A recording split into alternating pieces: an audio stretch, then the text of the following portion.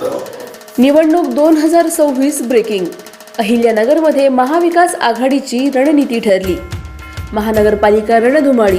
अहिल्यानगरमध्ये महाविकास आघाडीची एकजूट जाहीर. राज्यामध्ये महानगरपालिका निवडणुकीची रणधुमाळी सुरू झालेली आहे.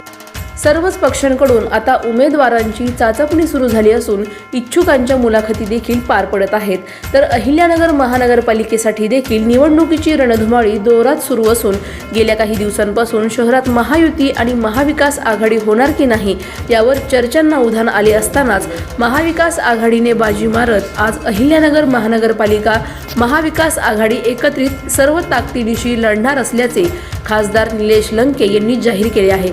शहरातील राष्ट्रवादी काँग्रेस शरदचंद्र पवार पक्षाचे कार्यालयात आज पक्षाच्या वरिष्ठ पदाधिकारी तसेच महाविकास आघाडीतील घटक पक्षातील प्रमुख पदाधिकाऱ्यांमध्ये बैठक संपन्न झाली.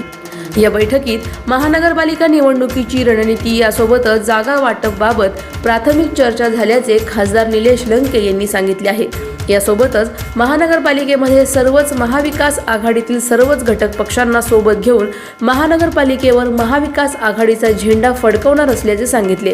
या बैठकीला राष्ट्रवादी काँग्रेस शरदचंद्र पवार पक्षाचे जिल्हाध्यक्ष दादाभाऊ कळमकर, पक्षाचे निरीक्षक अंकुशराव काकडे, खासदार निलेश लंके, शिवसेना उद्धव बाळासाहेब ठाकरे पक्षाचे जिल्हाप्रमुख राजेंद्र दळवी, शहर प्रमुख किरण काळे, काँग्रेस कार्याध्यक्ष बाळासाहेब भंडारी यांच्यासह मनसेचे जिल्हा अध्यक्ष सचिन डफळ तसेच इतर पदाधिकारी उपस्थित होते. महाविकास आघाडीची आज बैठक पार पडली. या महानगरपालिकेच्या निवडणुकीच्या संदर्भात आम्ही कुठल्याही परिस्थितीत आम्ही एका ताकदीने महाविकास आघाडीचा या ठिकाणी निवडणुकीला सामोरं जाणार आहे. त्यामुळे कुठल्या पक्षाच्या किती जागा, कुठल्या पक्षाच्या किती जागा द्यायच्या यापेक्षा आम्हाला एक संघ एका ताकदीने आदरणीय पवार साहेब असो, आदरणीय उद्धव साहेब ठाकरे असो, काँग्रेसचे आमचे बाळासाहेब थोरात असो किंवा राजसाहेब ठाकरे असो किंवा इतर घटक पक्ष, सर्व पक्ष एकत्र घेऊन आम्ही या निवडणुकीला सामोरं जाणार आहे. जागा वाटपावर काही चर्चा झालेली? जागा वाटपाबाबत टेंटेटिव्ह चर्चा झाली. सगळ्यात महत्वाचं आम्हाला जागा वाटपापेक्षा मेरिटचं सीट आमच्यासाठी महत्वाचं आहे. मग ते कुठल्या पक्षाचं असो, त्यापेक्षा ते निवडून येण्याचं स्किल असलं तर त्याला त्या ठिकाणी प्राधान्य दिलं जाईल. युती होताना दिसत नाहीये कुठं. युतीचा अजून एक मत होताना जागा वाटप असं काही आपल्याकडे आहे का? नाही, आमच्याकडे इच्छुकांची संख्या भरपूर आहे. आज पण आम्ही मुलाखती घेतल्या, 150 लोकांनी मुलाखती दिल्या. एक 8 दिवसापूर्वी शिवसेनेच्या मुलाखती झाल्या, त्यामध्ये सुद्धा बऱ्याच लोकांचा सहभाग होता. उद्या काँग्रेसच्या पण मुलाखती आहेत. त्यामुळे मुलाखतीमध्ये बऱ्याच लोकांचं त्या ठिकाणी उत्साह आम्हाला पाहायला मिळालेला आहे. पण त्यामध्ये कोण मेरिटचं सीट आहे, कोण निवडून येण्याची कॅपॅसिटी आहे आणि कोण सर्वसामान्य जनतेपर्यंत या मागील कालखंडामध्ये काम केलं, असा सगळ्या गोष्टींचा विचार करून त्याला तिकीट दिलं जाईल.